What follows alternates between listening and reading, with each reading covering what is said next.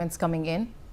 Russia's Supreme Court has lifted its ban on the Taliban, which has been classified as a terrorist organization for more than 2 decades, opening the door for Moscow to normalize relations with Afghanistan's leadership. Remember, Russia had proscribed the Taliban movement as a terrorist outfit in 2003. However, after the hasty withdrawal of the United States troops from Kabul in 2021, the Taliban gained control over Afghanistan.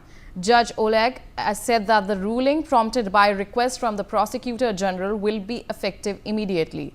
This comes after the Russian Duma amended the law which allowed the temporary lifting of the ban on the Taliban to facilitate interaction with the group. So, Brian, we are seeing that now Russia's Supreme Court has lifted the ban on Taliban. So, what exactly are the ties currently between Russia and Taliban after takeover in Afghanistan?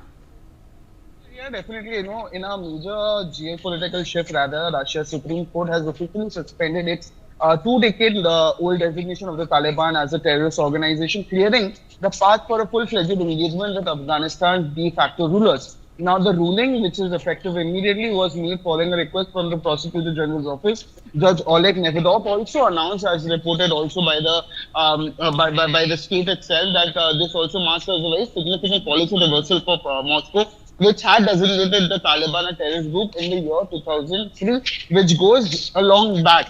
Now, this move also comes amid a slow but a steady warming of ties since the Taliban's return to power in Kabul that happened in 2021, while the Taliban remains internationally unrecognized and continue to enforce draconian restrictions on women and girls. But Russia's shift is driven by, real politics also, which includes shared security interests, regional influence, and political and potential economic benefits also. Now, both sides have also now considered the Islamic State Khorasan affiliate, that is the ISKP, as a common threat.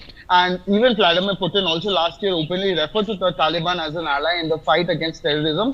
And his special envoy to Afghanistan has also indicated that the group would soon be removed from Russia's blacklist. And then beyond security also, Russia sees Afghanistan as a very strategic link for energy and trade.